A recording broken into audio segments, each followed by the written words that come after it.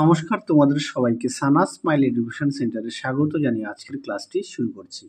আজকে তোমাদের সঙ্গে আলোচনা করব তোমরা যারা নবম শ্রেণীর ফার্স্ট ইউনিট টেস্ট পরীক্ষা দেবে 2025 সালে তোমাদের জন্য রায় ও মার্টিন প্রশ্ন বিচিত্রা থেকে আজকে সমাধান করে দেখাবো ভূগোল বিষয় মডেল নাম্বার 3 অর্থাৎ 3 নম্বর স্কুলের তোমাদের যে সমস্ত ছোট ও বড় প্রশ্নগুলো আছে ভূগোল বিষয়ে সমস্ত প্রশ্নের উত্তরের সমাধান করে দেখাবো। চলো দেরি না করে মূল বিষয়ে যাওয়া যাক। একে আছে সমতল থালার মতো পৃথিবী একটি বিশাল সমুদ্রে ভেসে বেড়াচ্ছে এবং গোলাকার আকার দ্বারা ঘেরা। এটি ছিল সঠিক উত্তর হবে অপশন সি, মেসোপটেমিয়ার ধারণা। 2, ইরাটোস্থেনিসের পর্যবেক্ষণে 21শে জুন মধ্যাহ্ন সূর্যরশ্মি লম্বভাবে পড়েছিল। এটি আলেকজান্দ্রিয়ার। 3, যে গ্রহের আক্রমণ গতিবেগ সবচেয়ে বেশি তা হলো সঠিক উত্তর হবে বুধ, অপশন এ। পরবর্তী প্রশ্ন দেখো 4 দাগে পৃথিবীর কক্ষপথের আকৃতি উপবৃত্তাকার, অপশন সি। 5 দাগ দেখো একটি প্রবহমান সম্পদের উদাহরণ হলো নদীর জল, অপশন সি। 6 দাগ দেখো গুজরাটের লাম্বা যে শক্তি উৎপাদনের জন্য বিখ্যাত তা হলো বায়ু বিদ্যুৎ, অপশন সি। 7 দাগে দেখো শিল্পীয় লোহা নামে পরিচিত, সঠিক উত্তর হবে হেমাটাইট, অপশন এ। পরবর্তী প্রশ্ন দেখো কি আছে 2 এর এ, শুদ্ধ এবং অশুদ্ধ লেখো। একে আছে জিপিএস একটি কৃত্রিম উপগ্রহের উদাহরণ, এটি ভুল, এটা অশুদ্ধ। 2 আছে আকাশের সূর্য উত্তরমুখী ও দক্ষিণমুখী আপাত গতিতে রবিমার্গ বলে, এটা শুদ্ধ। 3 আছে ভারতের প্রথম তৈল শোধনাগার ডিগবয়ে গড়ে তোলা হয়, এটা শুদ্ধ। 4 আছে জলকে সাদা কয়লা বলে, এটা অশুদ্ধ। 5, 2 মেরুতে পৃথিবীর সবচেয়ে ধীরে আবর্তন করে, এটা শুদ্ধ। চলো এবার শূন্যস্থান পূরণ করব। একে আছে ফুকোর দোলকের বলের ওজন ছিল 28 কিলোগ্রাম। 2 আছে আমাদের ঋতুতে আন্টার্কটিকা থেকে মেরু প্রবাহ দেখা যায় গ্রীষ্ম ও শরতে। 3, নিরপেক্ষ রেখায় বছরের 21শে মার্চ ও 23শে সেপ্টেম্বর দিন বিষুব হয়। 4, বিদ্যালয় একটি সামাজিক সম্পদের উদাহরণ। 5, ভারতের তামিলনাড়ু রাজ্য অধিকাংশ ম্যাগনেটাইট খনি দেখা যায়।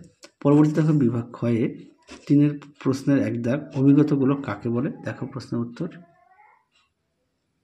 দেখে নাও অভিজ্ঞতাগুলো। যেসব গোলাকার বস্তুর উত্তর ও দক্ষিণ দিক সামান্য চাপা এবং পূর্ব ও পশ্চিম দিক সামান্য ফোলা তাকে অভিজ্ঞতাগুলো বলে। আশা করি দেখে নিয়েছ। পরবর্তী প্রশ্ন দেখো জিওট কাকে বলে, দেখো উত্তর। দেখে নাও জিওট কাকে বলে, উত্তরটি এখান থেকে এই পর্যন্ত লিখবে। যাদের বই আছে অবশ্যই বই থেকে পড়বে, যাদের বই নেই তোমরা একটু খাতায় লিখে নিয়ে পড়বে।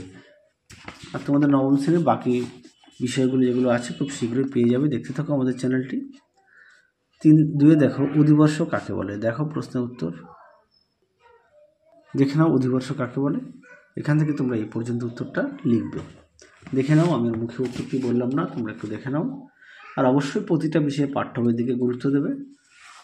পরবর্তী প্রশ্ন দেখো ফেরলের সূত্র উল্লেখ করো, দেখো প্রশ্নের উত্তর।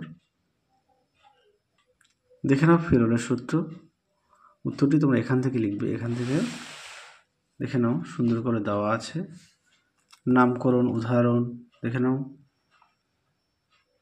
এই পর্যন্ত লিখবে। পরবর্তী প্রশ্ন দেখো 3 গচ্ছিত সম্পদের সংজ্ঞা দাও, দেখো প্রশ্নের উত্তর। দেখে নাও গচ্ছিত সম্পদ, এখান থেকে এই পর্যন্ত উত্তরটা লিখবে। আর অবশ্যই সঙ্গে উদাহরণ দেবে, কয়লা, খনিজ তেল, আকরিক লোহা, ম্যাঙ্গানিজ, বক্সাইট, অভ্র ইত্যাদি। চলো পরবর্তী প্রশ্ন দেখো কি আছে ভারতের প্রথম ভূতাপ শক্তি কেন্দ্র ও বৃহত্তম সৌর বিদ্যুৎ কেন্দ্রের নাম লেখো। আচ্ছা, ভূতাপ হচ্ছে লাদাখের পুগা উপত্যকায়, আর বৃহত্তম সৌর বিদ্যুৎ হচ্ছে রাজস্থানের সোদপুর জেলার ভাদলা সোলার পার্ক। আশা করি দেখে নিয়েছ। চলো এবার 4 প্রশ্নগুলো দেখব। 4 1 মানুষের আবাসস্থল রূপে পৃথিবীর বৈশিষ্ট্যগুলি সংক্ষেপে বর্ণনা করো, দেখো উত্তর। দেখে নাও প্রশ্নের উত্তরটি সুন্দর করে পয়েন্ট দেওয়া আছে, তোমরা পয়েন্ট দিয়ে লিখবে। অনুকূল অবস্থান, পর্যাপ্ত সূর্যালোক, সুবিস্তৃত জলমণ্ডল, সুবিস্তৃত বায়ুমণ্ডল। দেখে নাও সুন্দর করে পয়েন্ট দিয়ে দেওয়া আছে, তোমরাও পয়েন্ট দিয়ে লিখবে, তাহলে দেখবে নাম্বারটা ভালো পাবে। এই পর্যন্ত। আর ভূগোলে অবশ্যই চিত্র উল্লেখ করার চেষ্টা করবে। পরবর্তী প্রশ্ন দেখো অথবা দিয়ে পৃথিবীর অভিজ্ঞত গোলাকৃতির সপক্ষে জন রিচার্ডের পর্যবেক্ষণ ব্যাখ্যা করো। দেখো উত্তর। দেখে নাও প্রশ্নের উত্তরটি তোমরা এখান থেকে এই পর্যন্ত লিখবে, এখান থেকে এই পর্যন্ত লিখবে। দেখো জন রিচার্ড, এখান থেকে এই পর্যন্ত লিখবে। পরবর্তী প্রশ্ন দেখো, 2 সৌরদিনের তুলনায় নক্ষত্র দিন ছোট, কারণ ব্যাখ্যা করো। দেখো উত্তর। দেখে নাও প্রশ্নের উত্তর তোমরা এখান থেকে এই অবধি লিখবে। দেখে নাও প্রশ্নের উত্তর। চলো পরবর্তী প্রশ্ন দেখো।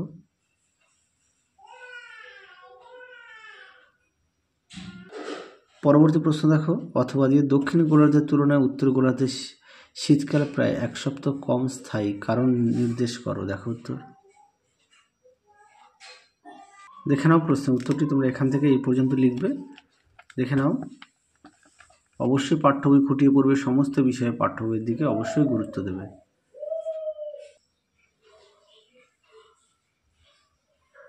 পরবর্তী প্রশ্ন দেখো, 3 দাগের প্রচলিত ও অপ্রচলিত শক্তি সম্পদের মধ্যে পার্থক্য লেখো। দেখো উত্তর। দেখে নাও প্রশ্নের উত্তর এখান থেকে লিখবে। অবশ্যই তোমরা বিষয়গুলো উল্লেখ করবে, অবশ্যই বিষয়গুলো উল্লেখ করবে। দেখে নাও মোট 9টি দেওয়া আছে। পরবর্তী প্রশ্ন দেখো, সম্পদের বৈশিষ্ট্যগুলি বর্ণনা করো। দেখো উত্তর। দেখে নাও সম্পদের বৈশিষ্ট্য সুন্দর করে পয়েন্ট দিয়ে দেওয়া আছে, তোমরা পয়েন্ট দিয়ে লিখবে। দেখে নাও, দেখে নাও প্রশ্নের উত্তরটি অবশ্যই পয়েন্ট দিয়ে লিখবে। দেখে নাও। চলো পরবর্তী প্রশ্ন দেখো। পরবর্তী প্রশ্ন দেখো, 5 দাগের যে কোনো একটি প্রশ্নের উত্তর দাও। প্রশ্ন মান হচ্ছে 5। একের প্রশ্ন হচ্ছে উপযুক্ত চিত্র সহ পৃথিবীর আবর্তনের 2টি প্রভাব আলোচনা করো। দেখো উত্তর। দেখে নাও প্রশ্নের উত্তর। পৃথিবীর আবর্তন গতির সংজ্ঞা, দিন রাত্রির সৃষ্টি, তোমরা অবশ্যই পয়েন্ট দিয়ে লিখবে, আর চিত্রগুলো অবশ্যই উল্লেখ করবে। দেখে নাও 2 নম্বর পয়েন্ট আছে উদ্ভিদ জগৎ ও প্রাণী জগৎ সৃষ্টি। 3 আছে নিয়ত বায়ু ও সমুদ্র স্রোতের দিক বিক্ষেপ। দেখে নাও। তারপরে সময় গণনা, দিক নির্ণয়, জোয়ার ভাটা সৃষ্টি। দেখে নাও। তারপরে দেখে নাও এই পর্যন্ত উত্তরটা লিখবে। শেষ প্রশ্ন দেখো, 2 নম্বরের জলবিদ্যুৎ উৎপাদনের অনুকূল ভৌগোলিক পরিবেশ বর্ণনা দাও। খুব গুরুত্বপূর্ণ প্রশ্ন এই প্রশ্নটা, তোমাদের অনেক মডেল সেটে আছে, অবশ্যই ভালো করে পড়বে, আর পাশাপাশি পাঠ্য বইও খুঁটিয়ে পড়বে। দেখে নাও প্রশ্নের উত্তর, অবশ্যই পয়েন্ট দিয়ে লিখবে। দেখে নাও, এখানে বেশ কিছু পয়েন্ট দেওয়া আছে।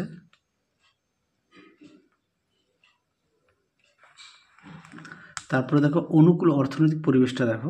এতক্ষণ দেখাচ্ছিলাম অনুকূল প্রাকৃতিক পরিবেশের, এটা হচ্ছে অনুকূল অর্থনৈতিক পরিবেশেরও 6টি পয়েন্ট দেওয়া আছে। দেখে নাও, এই পর্যন্ত লিখবে। তাহলে তোমাদের 3 নম্বর স্কুলের